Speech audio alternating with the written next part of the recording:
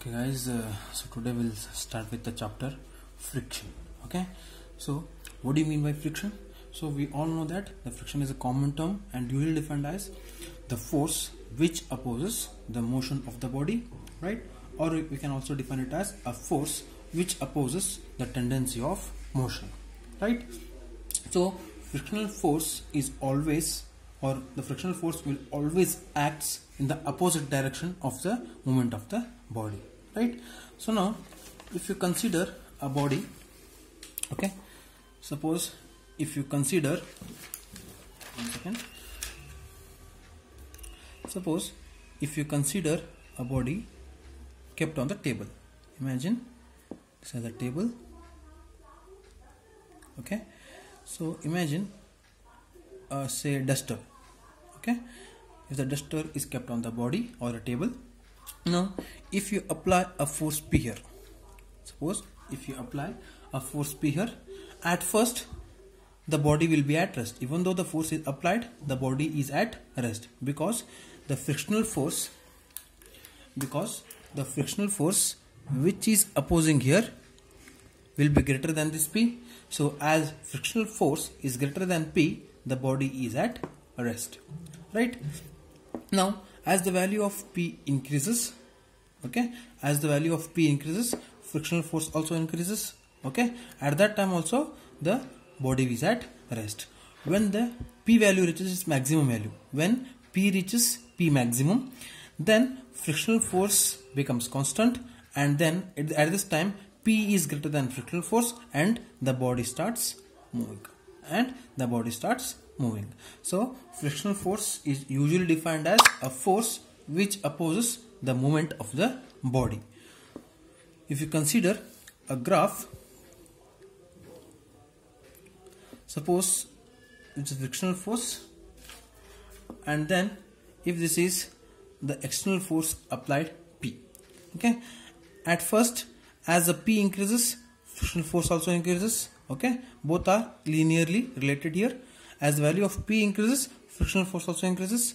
So as P increases, frictional force also increases. At some point when P reaches its maximum value, say P max, now frictional force becomes constant and the body starts moving, So here the friction experienced by the body is called static friction, right? Because the body is at rest here. After P reaches its maximum value, P becomes greater than F. This P becomes greater than F and body starts moving. So this is called kinetic friction, okay. So now the second concept here is coefficient of friction, okay.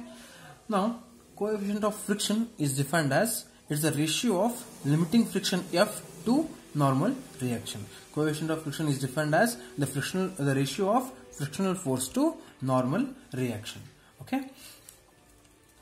So that is mu is equal to F divided by N. This we need to remember the relation. The coefficient of friction is defined as the ratio of frictional force to normal reaction. Next we will see the concept angle of friction, okay, that is angle of friction, okay. Again, if you consider a body which is kept on the table, if this is applied force P, we know that frictional force is the force, okay, which is acting opposite to the movement of the body. If the P is applied here, that means motion is taking in this direction, that means frictional force acts in the opposite direction, right? So we all know that. So weight will be acting vertically downwards. So at every contact surface there exists a normal reaction which is perpendicular to the contact surface. So contact surface is perfectly horizontal, so here we'll get a vertical normal reaction, So angle of friction, okay, so angle of friction is defined as the angle made by the resultant of frictional force. Okay, for example, now this is a frictional force acting here, so this is the frictional force F. This is normal reaction, so this is normal reaction. Okay, so now the resultant of these two forces act somewhere here, right? So this is resultant. So the angle made by the resultant of these two forces with normal is called as angle of friction. Is called as angle of friction. So from this figure, can we write tan theta is equal to what? Tan theta is equal to opposite divided by adjacent. So what is the opposite here? If you complete the triangle here, okay, so this is parallel to this, that means this is also F. So this is F divided by adjacent is normal. So tan theta is equal to F by N, and we know that coefficient of friction mu is equal to what? Mu is equal to F by N. So this is equal to mu. So tan theta is equal to F by N is equal to mu. This is the concept behind angle of friction.